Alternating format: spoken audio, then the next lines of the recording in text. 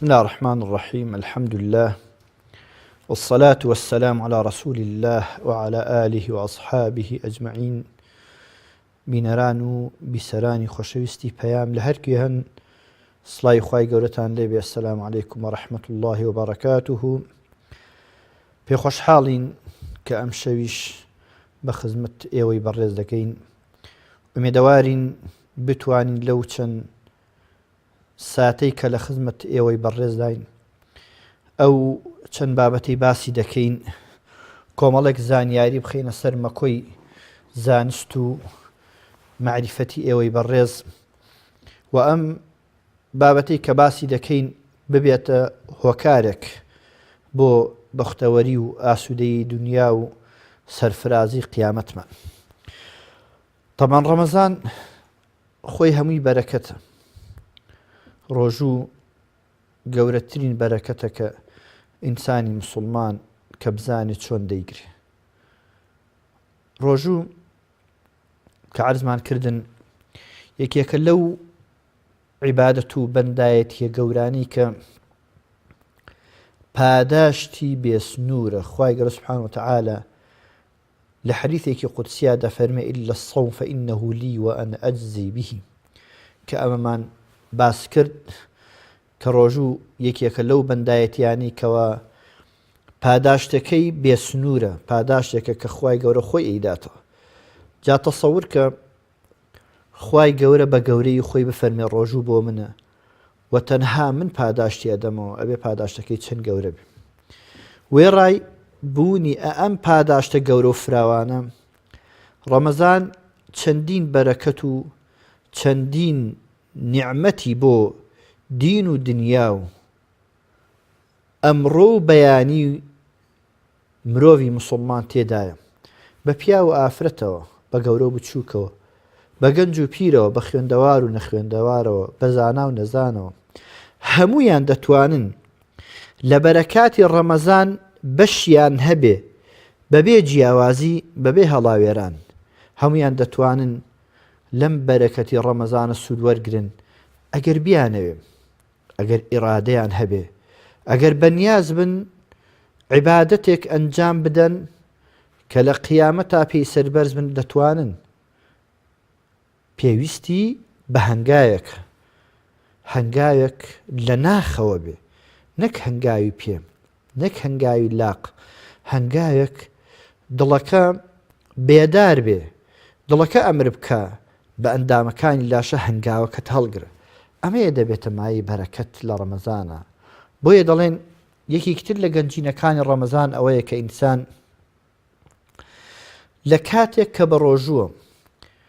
لە پاشێوە هەتاوەکو کاتی بەربانگ و لە کاتی بەربانگکردنەوەشدا خوای گەورە سوبحانەهو وتەعالە لەسەر زمانی پێغەمبەر صلی الله عليه وسلم ئەو بڕیاری داوە کە هەر دوعایەکت هەبێ بەو مەرجەی ئادابەکانی دوعا ڕعایەت بکەی، بەو مەرجەی دوعاکانت بەو شێوازە بێ کە شەرع بڕیاری لەسەر داوە، ئەوە دوعات ڕەت ناکرێتەوە. بۆیە ئەبوو هورەیرە دەفەرمێ قال رسول الله صلى الله عليه وسلم ثلاثة لا ترد دعوتهم. سێ گروپ، سێ تاقم، سێ کەس هەن. ئیتر ئەو سێ کەسە هەر کەسەیە، پیاوە یا ئافرەتە، گەنجە یا پیرە، زانایە یا نەزانە، خوێندەوارە یا نەخوێندەوارە، هەر کەسەیە، کوردە یا عەرەبە، هەر زمانێکیە، هەر ڕەنگێکی هەیە، هەر هۆزوونەتەوەیەک هەیە، جیاوازی نییە، چونکە ئیمانەکە هەمووی کردووەتە سەر یەک ڕێباز و یەک خەت. ئەفەرمێ دوعایان ڕەت ناکرێتەوە. یەکێک لەوانە فەرمێ الصائم حين يفطر، ئەوەی کەوا کەسێکی ڕۆژەوان کاتێکەوە ڕۆژوو دەکاتەوە. لەبەرەوەی برایانی من، خوشکانی من، با ئێمە لە کاتی بەربانگکردنەوە کاتەکەمان هەمووی نەکوژین بەوەی کەوا خەریکی خواردن و خواردەوە بین. یعنی وەک ئەوە نەبێ ئێمە پارشێ و تا ئێوارە لە زیندانێکی تاکە کەسیدا بووین، ئێستا بەردەبین، یا بەیان تا ئێوارە دەست و قاچمان کۆت کراوە، ئێستا کۆتەکان دەکرێتەوە و کە ئەنەما تازە تازە بە تازە هەڵدەچینەوە ڕادەکەین نەکەین باوا نەبێ با بەربانگەکەمان دوای ڕۆژووکردنەوەمان زیاترین کات بدەین دوعاکانمان بۆیە بەڕاستی پێویستە مامۆستایانی ئاینی بەڕێزیش ئیمامە بەڕێزەکانی مزگەوتەکانیش ئەوەندە مەجال بدەن بە ڕۆژوانانی بەڕێز کە بتوانن کۆمەڵێ دوعا و نیازیان هەیە دەسەکانیان بەرەو ئاسمان بەرزکەنەوە بەدڵ لە خوای گەورە داوا بکەن و بەدڵ لە خوا پاڕێنەوە بۆ ئەوەی کەوا ئەم ڕۆژووی کە خوا هیدایەتی یاون باین تا ئێستا گرتویانە ئێستا بەرێکی بچنەوە چونکە پێغەمبەر صلی الله علیه وسلم لە حەدیثێکە ئەفەرمێ للصائم فرحتان ڕۆژەوان دوو کاتی دڵخۆشکەری هەیە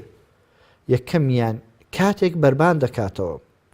کاتە دڵخۆشیەکانی بەربانکردنەوە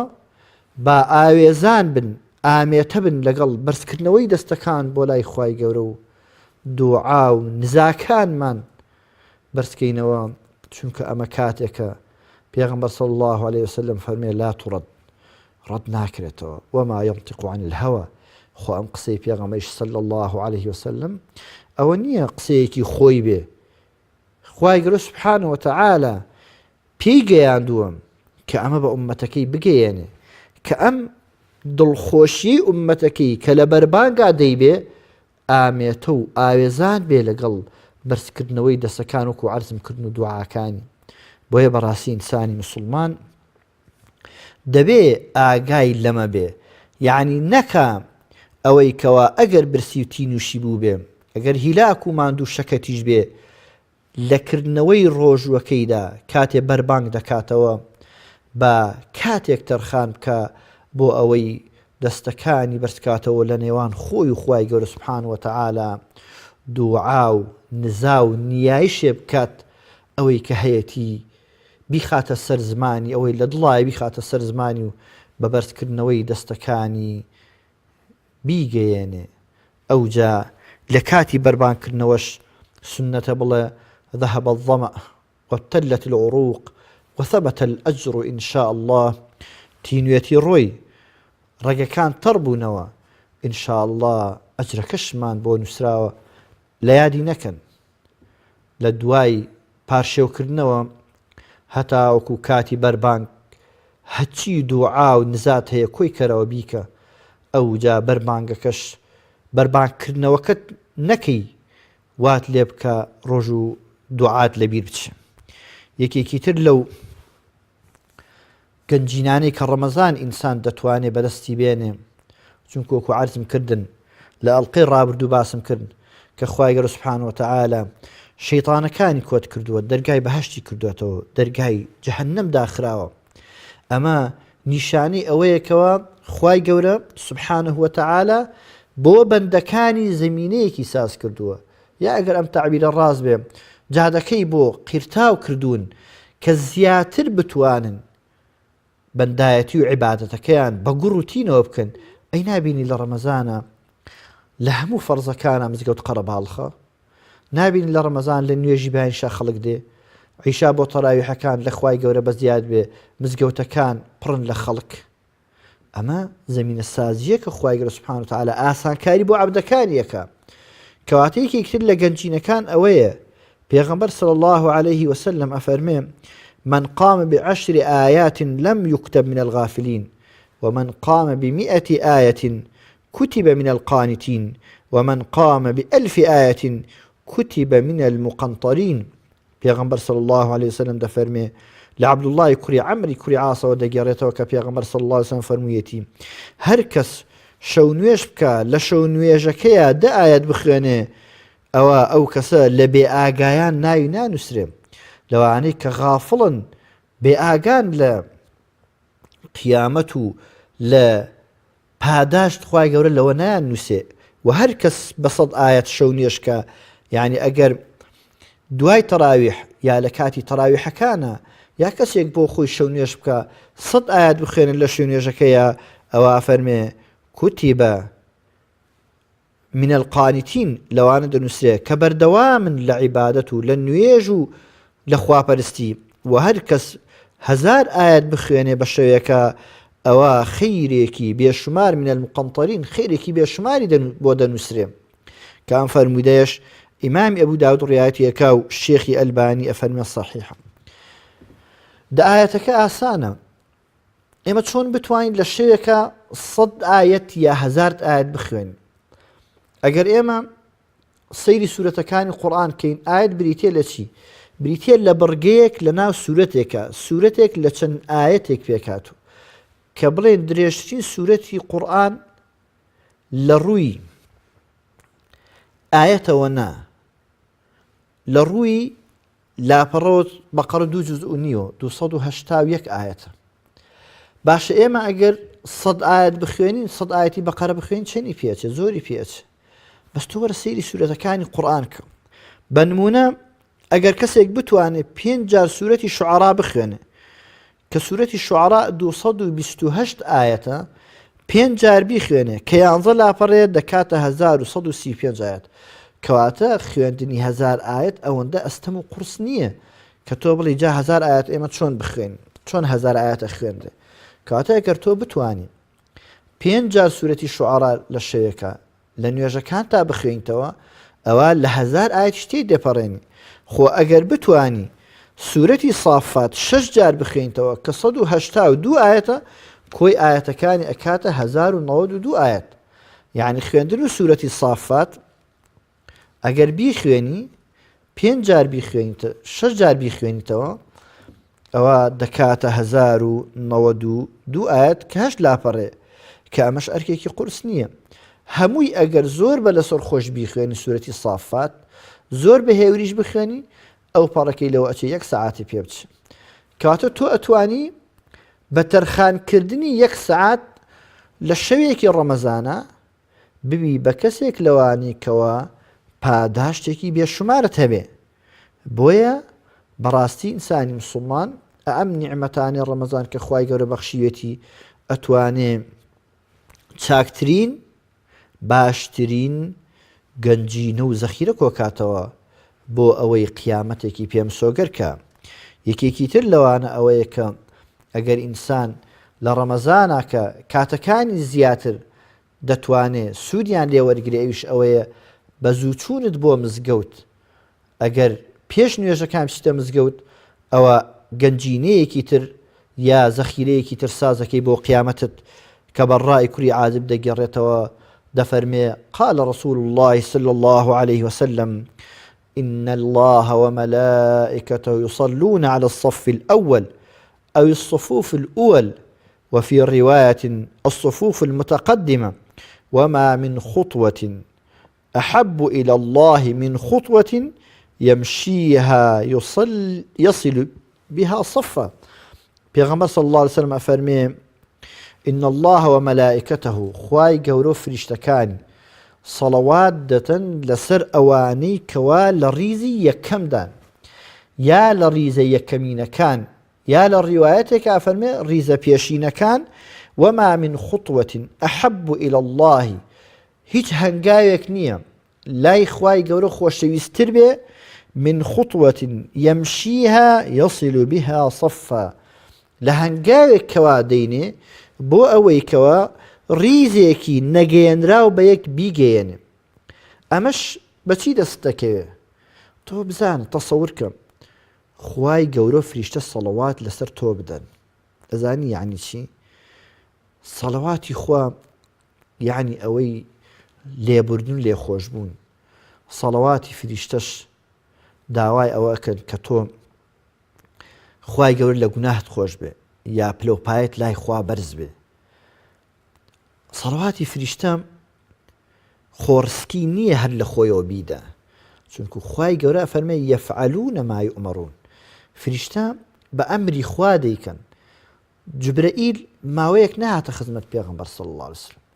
پێغەمبەر عەلەیهی سەڵاتو وەسەلام فەرمووی لماذا لا تزورنا أكثر مما تزورنا؟ بۆ زۆر زۆر سەرمان لێ نادەی؟ خوای گەورە فەرمووی وما نتنزل إلا بأمر ربك. دابەزینی فریشتە بە ئەمری پەروەردگارە. کاتە نزاکردنی فریشتە دوعاکردنی فریشتە بۆ عەبدی موسڵمان ئەمری خوایە. بۆیە جیاوازی دوعای فریشتە لەگەڵ دوعای ئێمە ئەوەیە دوعای فریشتە وەرگیراوە چونکو خوا فەرمێ دوعای بۆ بکە کە خوای گەورە ئەمری کرد بە فریشتە دوعا بکە یان دوعاکە ڕەت نابێتەوە کەواتە ئەگەر ئێمە دەمانەوێ خوای گەورە سەڵەواتمان لەسەر بدە ئەزانی چەند گەورەیە تۆ تەسەوور کە عەبدێکی بێدەسەڵات خوایەکی گەورە و میهرەبان سەڵەوات لەسەر تۆ بدە بەچی سەڵەوات لەسەرەدا ئەرکێکی هێندە قورس نییە یعنی زۆر بەداخەوە زۆر جار لە مزگەوتەکان دەبینین لە ڕەمەزان و غەیری ڕەمەزانیشدا زۆر بەداخەوە کە ئەمە جێی ئەسەفە کە خەڵک دێتە مزگەوتەوە زۆر خەڵکێکی کەم هەیە لە ڕیزی یەکەما دانیشە زۆر خەڵکێکی کەم هەیە بێتە پێشەوە بۆ ڕیزی یەکەم دادەنیشێت تا قامەتە کرێ زۆر جار دەبینی هەستانەوەشی لە قامەت قورسە دەی ڕیزی یەکەم ڕیزی دووەم یعنی زۆر جار دەبینی کە ڕیزی یەکەم ماوێتی پڕ بێتەوە لە دووەم وەستاوە دووەم پڕ نەبووەوە لە سێم پڕ نەبووەوە لە چوارەم هاکەدا ئیلە ئاخری یعنی ئەمە یەکێکە لەو هەڵانی کەوا نوێژ خوێنان دەیکەن کاتە گرتوۆتە دەوێت لە ڕەمەزانە گەنجینەیەکت دەستکەوێت کە ئەم گەنجینەیە بریتە لە چی ئەم گەنجینەیە بریتە لە سەڵەواتدانی خوا و مەلایکە لەسەر تۆ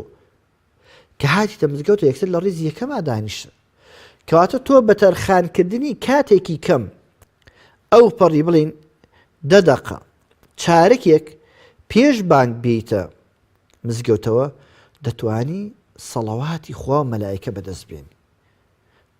بەیەکێکیان وت بە خواناسێکیان وت بانگ بۆ چییە؟ وتی ئەزان بانگ بۆ چییە؟ بانگ بۆ خەڵکانی بێ ئاگایە بۆی بە ئاگایان بێنێتەوە کاتی نوێژە کاتە بێ ئینسانی موسڵمان پێش بانگ بە ئاگا بێ یعنی خۆی ئامادە کردی بێ بۆ نوێژەکە خۆ ئامادەکردن ئەوەیە بەدەست نوێژەوە بێت بۆ مزگەوت کە بەدەست نوێژەوە هاتە مزگەوتەوە لە ڕیزی یەکەم داینشە بۆ ئەم سەڵەواتی خوا و مەلایکەی بەرکەوێ کەواتە ئەمەی کە سەڵەواتی خوا و مەلایکەیە بە ئاسایی دەستەکەوێت لەبەرەوەی لە دەستی نەدەی بەوەی کەوە ئەو پەڕەکەی 10 دقە 5 دقە پێش بێتە مزگەوتەوە ئەوە ئەم سەڵەواتە دەستەکەوێ بەڵم پەیوەندیەکمان لەگەڵایە شۆخان خان بەڵێ فەرموو السلام عليكم شكون فاجا عليكم السلام خوشکی من مامسا جاب برساركم هي اليوغل مامسا من حاملا سرطة ملين سكن سيمانو سرو زوجرم زختم زود دا أبازي بس نايش كنم زور هلن زور شانو شون هي صوتم جناح بارنا بيقدم دكتورة كمالا ما يقرب بس خب هر أيقرب دکتۆر ئیجازە یای ڕۆژوو نەگری بالا تەلەفۆن کرد بە دکتۆرە کەمەڵی چکە زەخت و دابەزێ مەیگرە بەس خۆم هەر حەزەکەم بیگرە دکتۆرەکە جێسی قەو متمانەوە نییە باڵێ باشە ئیشەڵا وەڵام تەدەمەوە دەست خۆش بێ خۆمم فال لەگەڵ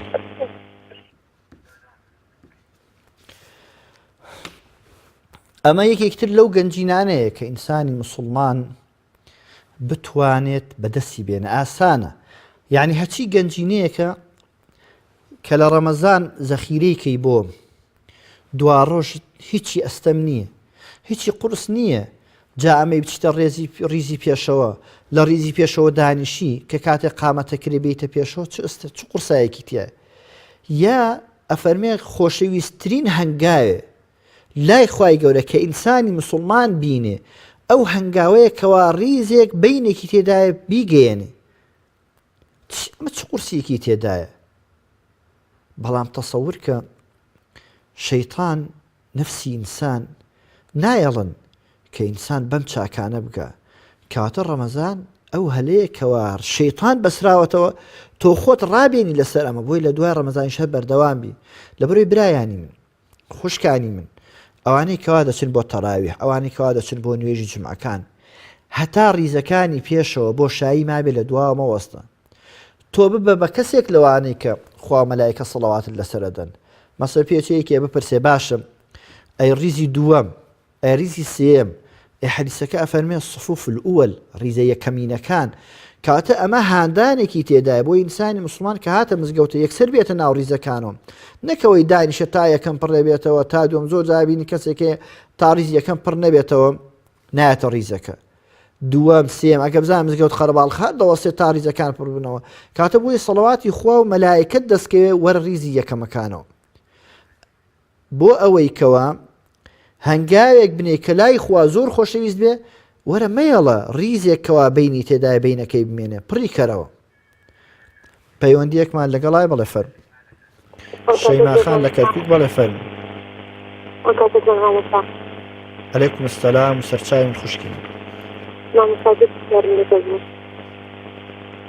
فەرموو خوشکی من بسیار یەکەمان کونکردنی لوت یان کونکردنی گوێ لە جارێک زیاتر بێت گوناحدارە بێن یان نا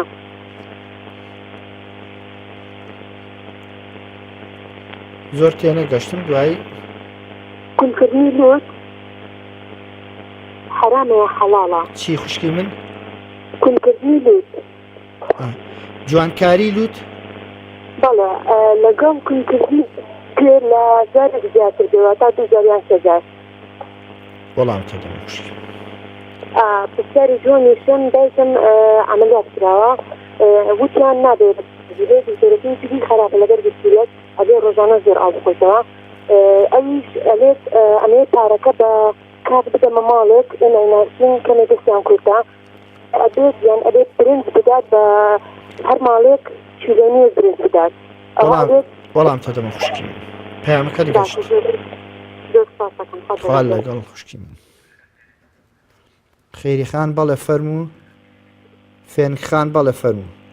السلام عليكم. وعليكم السلام ورحمة الله وبركاته. باشي ماما صايجان. سرچاوی من خوشکی من. خواهی گەورە پاداش بداتەوە إن شاء الله. ڕووسۆر بین. ماما صايجان دوو پرسیارمان هەبوو بە ئەرک نێبێ. فەرموو. پرسیار یەکەمان ختمکردنی قورئانی پیرۆز بۆ کەسێک کە مردوو بێت دروستە وە کەسێکی زیندوو بێت بەڵام خوێنەواری نەبێت. ختم بۆ مردوو وەڵام تێدەمەوە. کەسێکی زیندوو بێ بەڵام خوێنەواری نەبێت. ئەوەی کە قورئانەکە خوێنە یا مردووەکە خوێنەواری نەبێ نا ئەنی کەسێک کە مردوو بێت من ختمی بۆ بکەم باشە وەڵام تێدەمەوە خوشکیم تێگەشت کەسێکی زیندوو بێت یعنی لە ژیان نابێت بەس خوێنەواری نەبێت ئەتوانم من ختمی بۆ بکەم وەڵام تێدەمەوە مافە پرسیارێکیشمە و بێزەحمەت بەڵێ گوێم لێتە فەرموو مامۆستا شۆردنی دان لە دوای نوێژی بەیانیەوە دروستە یان نا وەڵام تێدەمەوە ئینشاءڵڵا دەست خۆش بێ مامۆستاجان خۆی گەورە پاداشتی خێرت داتەوە کاکاری بەڵێ فەرموو کاکاری فەرموو مامۆستاجان سلام عەلەیکم. وعەلەیکم السلام ورحمة الله وبركاته. باش قوربانەوە سەرچاوی من برای من تۆ لە دەنگت بەسکەیتەوە سوپاس دەکەم گیانەکەم فەرموو خێزان حەملی هەیە گوێت بۆ ئەگرم فەرموو قسە بکە چاوەکەم خێزان حەملی هەیە و حەملەکەشی 8 مانگە تا ئیسا ڕەمەزانی گرتووە ئیسا توانای نەما ئایا ئەمە تا چەند بتوانێت ڕەمەزانەکەی بگرێتوین کار وەڵام تێدەمەوە ئینشاءڵڵا باش قوربانەوەم دەست خۆش لە خوا لەگەڵ مامۆستاجان بەڵێ فەرموو فیدەکەوێت دوایی وەڵام تێدەمەوە برای من باش قوربانەوە دەست خۆش خوا لەگەڵ کامەران بەڵێ فەرموو السلام عليكم مامۆستا. وعەلەیکم السلام ورحمة الله تۆ لە دەنگت بەسکەیتەوە برای من خوا سەلامەت کە مامۆستاجان ئەزەن نەبێت کتابمان هەیە مامۆستا بەڵێ برای من مەسەلەی فاتحە کە باوە با بڵێن ناردنی فاتحە ئەسڵ و فەسڵی هەیە یاخود لە چیەوە هاتووە لە ئەزەن نەبێت فاتحە بۆ مردوو بەڵێ بەڵێ تەوزیحێک بێ لەسەرەوە من لەسەر چا وەڵام تێدەمەوە برای من خوا سەلامەت کە مامۆستاجان خوا لەگەڵ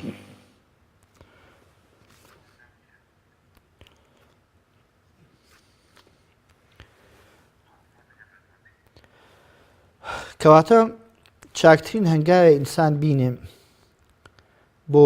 یعنی لای خوا زۆر خۆشەویست بێ ئەوەیە پڕکردنەوەی کەلێنی سەف پێغەمبەر صلی الله عليه وسلم لە حەدیثێکی ترا فەرمێ من سد فرجة رفعه الله بها درجة هەر کەس کەلێنی ڕیزێک پڕ کاتەوە خوای گەورە یەک پلە بەرزی دەکاتەوە زۆر جار دەبینی لە ناو ڕیزێکە کە وەستاون سیرەکەی بینەکەیان بستێکە بێ یا بینەکەیان زۆرە ئەگەر بکەنەوە تەنیشتی یەک ئەوە یەکەم ئەو سەڵەواتەی خوا پێ فریشتیان دەسەکەوێ ئەم پلە چاکەشیان دەسەکەوێت. یەک شتی تریش هەیە بەڕاستی دەبینی جاری وا هەیە ڕیزی یەکەم کە پڕ بۆتەوە، یعنی بۆشایەکی بچووکە سێرەکەی کەسێک کە زۆر یعنی سوورە لەسەر ڕیزی یەکەمی دەستکەوێت زۆر بەداخەوە جاری واشەیە درنگ هاتووە یەت شانێکەدا لەم شانێکەدا لەو ئاواکە ئەم ڕیزەوا لەیەکاکەوە ئیحراجیانەکە ئەمەی ئەملا ئەو لە ئەوەش نابێت کاکی من، یعنی ناکرێت تۆ درنگ هاتووی بۆی ئەجی ڕیزی یەکەمت دەستکەوێت ئازاری ئەملا ئەولا بدەیت لەبەرەوەی ئەوەی کە بۆشایەکەی دروست کردووە هەڵەیە ئەوەش کە دەیەوێت لەو بۆشایە بچووکە جێی خۆی بکاتەوە هەردووکی هەڵەیە بۆیە دەبێت پێغەمبەر صلی الله علیه وسلم فەرمێ لینوا بئیدی ئەصحابکم، یعنی شانتان با لەگەڵ شانی براکانتانە نەرم بێ زۆری بۆ مێنە تەنگی پێ هەڵمەچنە. زۆر جار دەبینی زۆر بەداخەوە وەکو عەرزم کردن کەسێک کە درنگ هاتووە لە ئاش دواکەوتووە لە ڕێگا پەلە دەکەم دێت سیرەکە کاکە بۆشایەکی کەم هەیە ئاواکە ئەم لاوەلا زۆر ئەزیەتەکە نابێ کاتە نە ئەمەیان ڕاستە نە ئەوەیان ڕاستە. بۆیە دەبێ ئینسانی موسڵمان بتوانێ کە هاتە مزگەوت لە ڕیزی یەکەما بێ ڕیزی یەکەمیشی بەنسیب نەبوو لە دووەما بێ چونکە ئەم کەسەی کە هاتووە لە ڕیز یەکەم پڕ بۆتەوە تازە، یعنی ئەمان پێش ئەو کەوتون دەبوو ئەم پێشکەیە بەڵام کە پێش نەکەوتووە نابێ بیەوێ بە زۆر خۆی پێشخە لە ڕیزی دووەم ڕیزی سێم کەواتە تا ڕیزەکانی پێشەوە بۆ شای مابێ نەکەن ڕیزێکی تازە دابەستن چونکە بزانە خوا و مەلایکە سەڵەوات لەسەر ڕیزە یەکەمینەکانە دەن خۆشەویستین هەنگاویش کە ئینسان بینێ بۆ خوای گەورە هەنگاونانە بۆ پڕکردنەوەی کلێنی ڕیزەکان. و یەکێکی تر لەو گەنجینانی ڕەمەزان کە لە ڕەمەزانە ئاسانترە ئینسان ئاسانتر ئەتوانێت دەستی پێی ڕابگا ئەویش ئەوەیە کە بەدەست نوێژەوە بخەوی. پێغەمبەر صلی الله عليه وسلم لە حەدیثێکا کە عەبدوڵڵای کوڕی عومەری کوڕی خەتاب ڕەضا و ڕەحمەتی خوا لە خۆی و باوکی بێ دەگێڕێتەوە دەفەرمێ پێغەمبەر صلی الله عليه وسلم فەرمووی من بات طاهرا بات في شعاره ملك فلم يستيقظ إلا قال الملك اللهم اغفر لعبدك فلان فإنه بات طاهرا. هەر کەس بەدەست نوێژەوە بخەوێ لە ژێر پێستیەوە فریشتەیەک هەیە هەرچەند ئەم کابرا بەخەبەر بێتەوە ئەم فریشتەیە دەڵێ اللهم اغفر لعبدك فلان خوایە گیان لە فڵانە بەندەت خۆش بە کە ناوی ئەو عەبدا با کە بەدەست نوێژەوە خەوتووە فإنه بات طاهرا خوای گەورە بەدەست نوێژەوە خەوتووە لی خۆش بە. ئێمە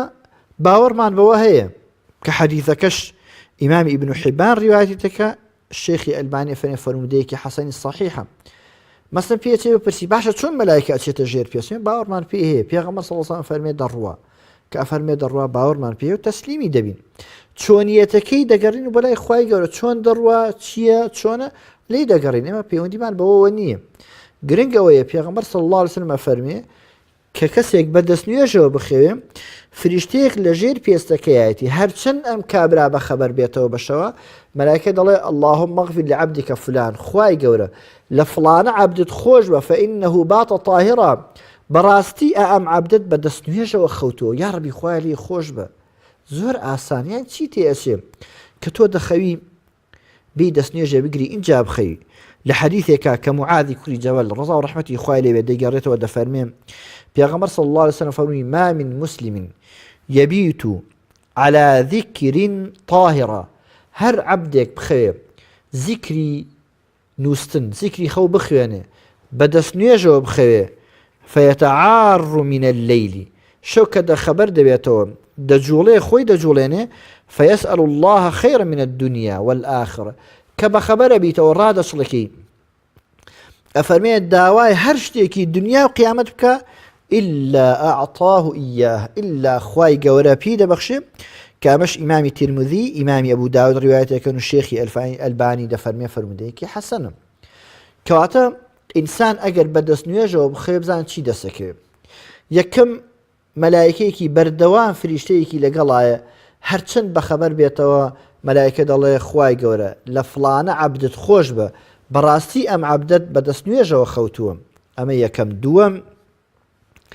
ئەگەر ڕاچڵێکی لە شەوە هەر دوعا و نزایە بکە هەرچی داوا بکە لە خێری دنیا قیامەت خوای گەورە پێی دەبەخشێ کەواتە ئەمەی کە تۆ بە دەست نوێژەوە بخەوی یا دەست نوێژ بگری ئینجا بخەوی یا زیکری نووسن بخوێنی یا کاتێ دەخەوی دەمت بە زیکر بێ سەڵەوات بێ سوبحان الله بێ الحەمدولله ئەستەغفر الله بێ هەرچ زیکرێکە بێت تۆ بەوە بخەوی ئەو چاکە گەورەیەت دەسەکەوێ بۆ لە دەستی ئەدەی یعنی بزانە ئەم خێر و پاداشتانە ئەم گەنجینە گەورانە وەکو عەرزم کردن پێویستی بە خوێندەواری نییە یعنی ئەوەندە شتێکی قورس و گەورە نییە کە کەسێ بخەوێ مەسەڵەن سوورەتی قول هو الله بخوێنێ هەمومان لەبەرمانە ناس بخوێنێ فەلەق بخوێنێ کۆتە ئاشتی مەسەڵەن سوورەتی کافرون بخوێنێ ئایەتەل کورسی بخوێنێ ئەمانە شتێکن لە نوێژەکانە دووبارە دەبنەوە ئایەتەل کورسی لە دوای هەموو نوێژەی دووبارە دەبێتەوە لەبەرکردنی قورس نییە خۆ ئەگەر ئایەتەل کورسیشی لەبەر نەوێ بیخوێنێ خۆ ئەوەی لەبەرەکەوا سوورەتی ئیخلاص و فەلەق و ناس بخوێنێ خۆ ئەتوانێت 33 سبحان الله 33 الحەمدولله 34 الله ئەکبەر بکە ئەم ذیکرانەی کە ذیکری نووسنن ذیکرێکی هێندە قورس نین پێویستی بەوە بێ کە کابرا ئیلا بێ خوێندەواری هەبێ یعنی کێش زۆر نەخوێندەوار ئەتوانێت 33 سبحان الله بکە ئەتوانێت 33 الحەمدولله بکە ئەتوانێت 34 الله ئەکبەر بکە ئەتوانێت سوورەتی ئیخلاص و فەلەق و ناس بخوێنێ دەمت بەم ذیکرانە بێ ئەگەر بەمەش خەوت لێ نەکەوت سەڵەوات بدەی ئیستیغفار بکەی لا ئیلاهە ئیلا الله بکەی ئەمە ئەوەندە قورس نییە وەکو عەرزم کردن هیچ کەس نەیزان هەموو کەس ئەتوانێت لەبەریکە هەموو کەس ئەتوانێت بیان خوێنێ کەواتە بە خوێندنی ئەمانە تۆ ئەتوانی زەخیرەیەک بەدەست خۆت بێنی ئەتوانی دوعاکان بخێتە ئەو کاتەوە هەچی دوعاتەیە بیکە پێغەمبەر صلی الله علیه و سلم ئیلا ئەعطاه ئیاه ئیلا خوای گەورە ئیدات چەنی تێچێ بەس یەک دەست نوێژ چەنی پێ ئەچێ هەمووی ئەگەر کۆی کەیتەوە 5 دقەی پێچ کەواتە تێچوونێکی کەم و پێچوونێکی کەم دەبێتە مایەی ئەوەی کەوا دوعاکانت لای خوای گەورە گیرابێ دەبێت هۆی ئەوەی بەردەوام کە تۆ خەوتووی بەردەوام مەلائکە بڵێ اللهم اغفر لعبدك فلان یا ربی خوای گەورە لە فڵانە بەندەت خۆش بە چونکو بە دەست نوێژەوە خەوتووە برایانی من خوشکانی من ئەم گەنجینەیە لە دەست خۆتان مەدەن گەنجینەیەکی گەورە بە پێچوون و تێچوونێکی کەم با لە قیامەتا پێی سەربەرز بین یەکێکی تر لە گەنجینەکان ئەوەیە کەوا ئینسان پارشێو بکە هەندێک هەیە پێی وایە پێویستی بە پارشێو نییە پێویستی بەوە نییە کە پارشێو بکە چونکە توانای هەیە خوای گەورە توانایەکی جەسەتی پێتاوە ئەتوانێت بێ پارشەیش بە ڕۆژوو بێ بەڵام پێغەمبەر صلی الله عليه وسلم فەرمێ السحور أكلة بركة أعطاكموها الله فلا تدعوها پارشێوکردن بەرەکەتێکە خوای گەورە بە ئێوەی بەخشیوە لە دەستی مەدەن ولو أن يجرع أحدكم جرعة من ماء بهر كام ليو أجر يقم آيش به لبروي فإن الله وملائكته يصلون على المتسحرين خواي قورو ملائكة كان صلوات ددن لسر أواني كوا بارشيو دكن كواتا بارشيو كردن بركتك خواي قورو بأمتي بيغمبري بخشي صلى الله عليه وسلم أما يكم دوم خواي قورو فريشتكان سبحانه وتعالى صلوات دەدەن لەسەر ئەوانەی پارشێو دەکەن هەر بۆیە عەمری کوڕی عاس خزمەتکارێکیە بوو هەموو شەوێ هەڵی دەسان کەوا پارشەی بۆ ئامادە بکە ئەوجا عەمر هەڵدەسا 2 قم ئاوی دەخواردەوە ئەوت قوربان تۆ 2 قم ئاو دەخۆیتەوە بۆ من هەڵدەسێنی بۆ ئەوەی کەوا ئەم پارشێوە ئامادەکەم ئەڵێ پێغەمبەر صلی الله عليه وسلم فەرمووی فەلا تەدعوها لێی مەگەڕێن ئەوەیە کە تۆ لێی نەگەڕێی کەوا پارشێو بکەیت کەواتە پارشێو بەرەکەتە نەکەی بڵێ نیازم پێی نییە ئەگەر 1 قم ئاویش بێ پارشێوەکەت بکەم پرسیارەکان یەکەم خوشکێک پرسیاری ئەوەی کرد دادەشۆخان لەگەڵ کاک ئاری هەردووکیان تەقریبەن 1 پرسیار بوون ئەگەر ئافرەت دووگیان بێ ئایا بە ڕۆژوو بێ یانە ئەگەر دکتۆرێکی متمانە پێکراو پێی بڵێ دەتوانێت بە ڕۆژوو نەوێت دکتۆرەکە متمانە پێکراو بێ یا خۆی بزانێ بە ڕۆژوو بوونەکە بێتە مایە ئەوەی کەوە نەخۆشکەوە یا نەخۆشی زیاد بێ والله ئەعلەم ئەتوانێت بە ڕۆژوو نەبێ ئەو خوشکەشمان لە کەرکووک باسی دایکی کرد کە عملیات کراوە و ناتوانێ بە ڕۆژوو بێ خوای گەورە فەرمێ وئین کنتم مەرضى ئەو عەلا سەفەرن ئەگەر کەسێکەوە فمن کان منکم مەریضا هەر کەس نەخۆش بوو فعدة من ئەیام ئوخر دیارە دوو جۆر نەخۆشیەکمان هەیە کاتیە نەخۆشیەکمان هەیە درێژخایەنە خوای گەورە شیفای هەموو نەخۆشەکانمان بدە نەخۆشیە کاتیەکان دەیگرنەوە کە دوای چاکمە کرد فیدیەی نییە دەیگرنەوە ئەوەی کەوە ئەو دوو خوشکەشکە ئەو باسی ئەوەی کە حەملیان هەبوو ئەوانیش دوای حەملەکە دەیگرنەوە کەواتە ئەوەی کە دووگیانە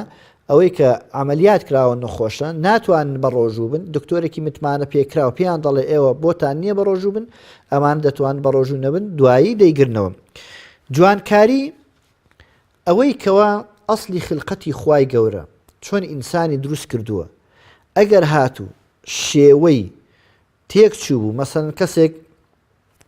ئەسڵەوەی لوت ڕێک بێ بەس لوتی خوار بۆ توانێت ڕاستی کاتەوە بەس بچووکردنەوە ئەوانە جائز نییە والله ئاعلم